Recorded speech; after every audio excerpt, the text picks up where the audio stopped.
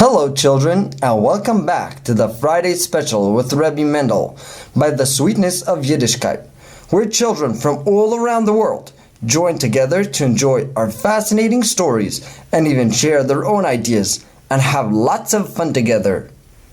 Good stuff is waiting ahead of us, so let's skip the introduction and hop aboard for another weekend with Rebbe Mendel.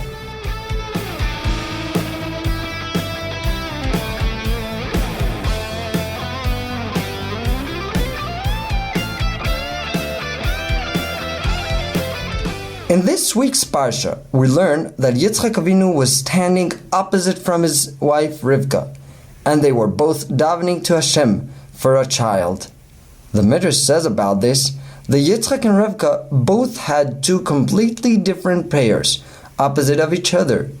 Yitzchak davened for a son like Esav, while Rivka davened for a son like Yaakov. But why did Yitzchak want a son like Esav? Wasn't he interested in a son, a tzaddik like Yaakov? Yitzchak Avinu was a tzaddik ben tzaddik. He was not afraid of any challenge, so he asked Hashem even for a difficult son like Esav. Why? Because when a person goes through challenges in a good way, with bitachon and faith in Hashem, then he becomes elevated. He becomes a better person because of the hardships, and he comes closer to Hashem from the humiliations that it makes him go through. Yitzchak Avinu remembered how good it was for him that Yishmael, his older brother, oppressed him bitterly and tried to hurt him, because it made him daven to Hashem that he should save him from Yishmael, and because this way he didn't feel himself too strong and proud of himself. He always had to turn to Hashem for help, and that brought him closer to Hashem until he became the father of Klal Yisrael. Such a son would be also good for his brother Yaakov, who would have to run away from him and daven to Hashem that he should be saved from Esav, who wanted to kill him. Yitzchak Avinu also knew that everybody has hope, and even Esav could do tshuva, and that would be a much greater wonder if he had a bad son that would turn suddenly to become a tzaddik. However, Rivka was afraid of having such a son after she lived all her life with her wicked brother and father, Lavan and Besuel. She didn't want such a son. She wanted only one who's going to be righteous.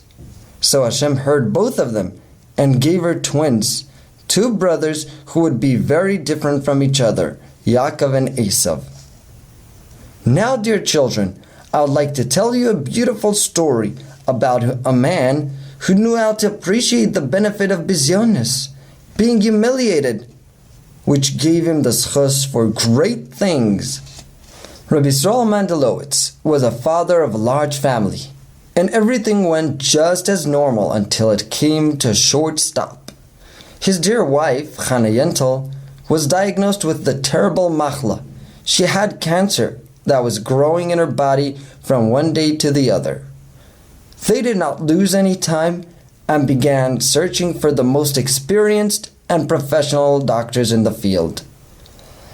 After spending a few months flying all around the world for treatments, spending all their savings and borrowing even more fortunes of money, Chana Yentel's condition only got worse. Laying in her hospital bed, all pale and weak, she was surrounded with all her family, her beloved children, and her helping husband, who came to spend the Shabbos with her. They were all so frightened of the future that awaited them, and the atmosphere was one of sorrow and despair. After Shabbos, Rabbi Yisrael went to his Rav to ask for a bracha. He entered the Rav's room and let his tears flow out with pity for his dear wife who was suffering so bitterly, and for his children who felt lost. The Rav began crying together with him.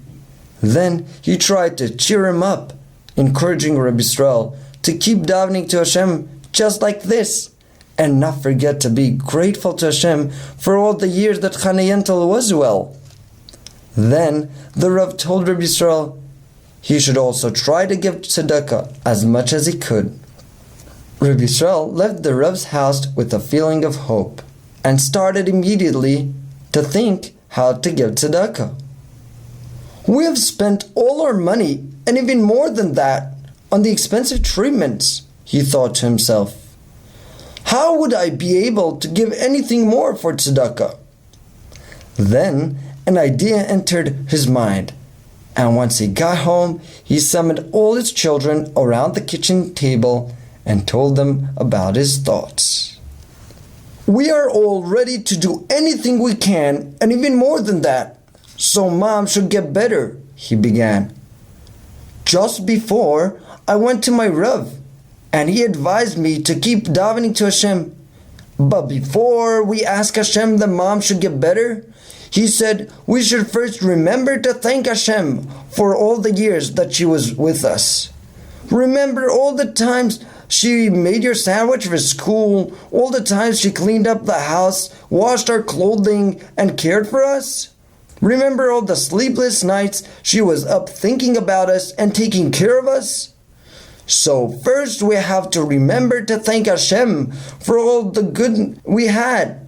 And only after we know how much we need Hashem to give her back to us, then we'll cry to Hashem with all our heart that she should have a refuah shleima very soon. The Rav told me one more thing, that we should try to give tzedakah with whatever we can. But since we're broke, so I thought of a great idea. Let's collect all our unnecessary clothing and put them in a big bag. Then I will give it over to the local gemach, that other children of this neighborhood might enjoy it. What do you think? The children were all very excited to do something helpful, and immediately started filling up big bags with lots of clothing. The atmosphere in the house turned at once to one of faith and hope. 1 month passed, and Chana Yentel's condition did not get better, but also did not get worse. The fact that she didn't get sicker strengthened Rabbi Yisrael, and he decided to take his children to Me'aras HaMachpelah to thank Hashem for that part, and to daven on that she should get completely better. When they arrived at the gravesite of our holy Avos and Imos, Rabbi Yisrael took all his children for a dance, telling them, "We know to appreciate every progress and every kindness of Hashem. If we'll always remember the good part that Hashem does for us, then there will be no reason for Him not to give us more of that." And they all started singing, Ve'ala kol Hashem Elokeinu. When they were finally on their way home, it was already 11 o'clock at night. But it was worth it. Everybody felt uplifted, and some of the children even started talking about painting the house, so Mom should return to a clean and nice house. But only when they arrived back home did the fun begin. As they opened the door to their house, a terrible stench went into their noses. The entire house was flooded with sewage water that apparently overflowed from a blocked pipe. The oldest boy, Yechiel, took command and ordered all the other kids to stay at the park while he would sweep all the water out and direct it to the street manhole. Yechiel started getting the mess under control, and that's when their neighbors, the Levis, came back home from their cousin's chasana. The Levis were too tired to look where they were going, and suddenly their little son slipped in the sewage water, getting himself and his new outfit completely dirty and stinking. Wow, did his mother blow up? She started yelling at poor Yechiel. "What do you think you're doing here in the middle of the night? Getting the entire neighborhood stinky!" That wasn't enough for Mrs. Levy. She went over to the park where the rest of the family was waiting and directed her insulting words toward Rabbi Yisrael and all the kids. "You're all stinky people, a filthy family with messy kids. What do you think to yourself living in our beautiful neighborhood? You're only a stain in our view." These words really hurt Rabbi Yisrael because he knew that it was true. It really was hard for him to get his children to look neat and clean, ever since his wife Hannah Yentel got sick. Still, he tried to apologize to Mrs. Levy, but unsuccessfully.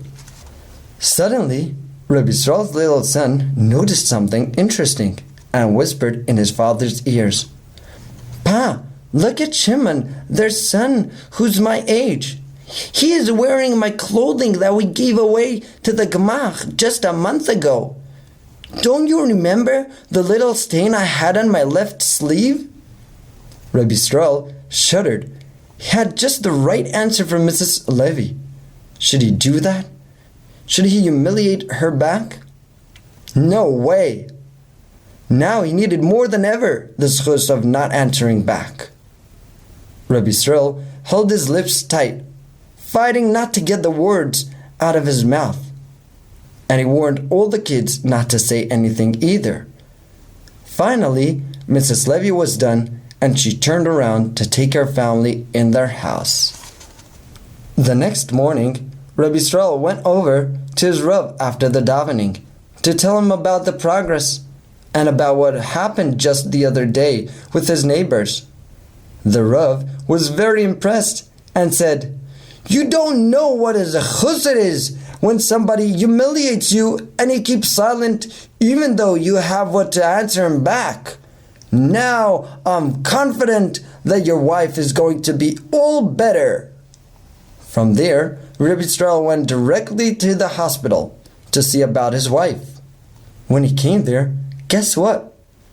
The doctors came over to him and told him that the treatment his wife was taking a long time already was finally starting to work. Rabbi Yisrael was so happy to hear the good news. The doctors didn't have any explanation for that. So Rabbi Yisrael told them what happened and what his Rav said.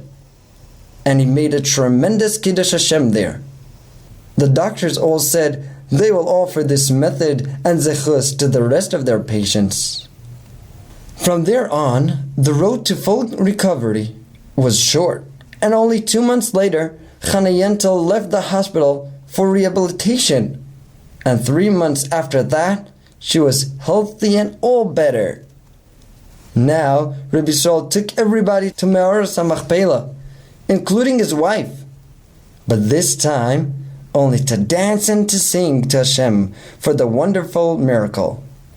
Later that day, he made a big Seudas Hodah for all his relatives, his friends, and neighbors. Among the participants was also Mr. Levy, who came to apologize for his wife's harsh words in their difficult time. But Rabbi Yisrael answered him, "Are you kidding me? This is what saved my wife's life. Hashem heard what your wife said, that we are a messy and filthy family. So he decided to give us back my wife, that she should keep taking good care of us. Thank you for your wife's humiliations.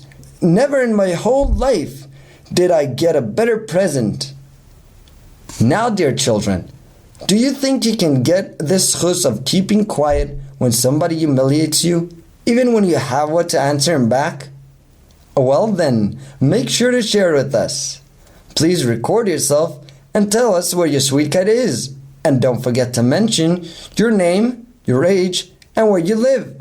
Then ask an adult to email it to thesweetkite@gmail.com or WhatsApp to 00972-58323-9909, and we'll make sure to play it on our next podcast. See you all next week.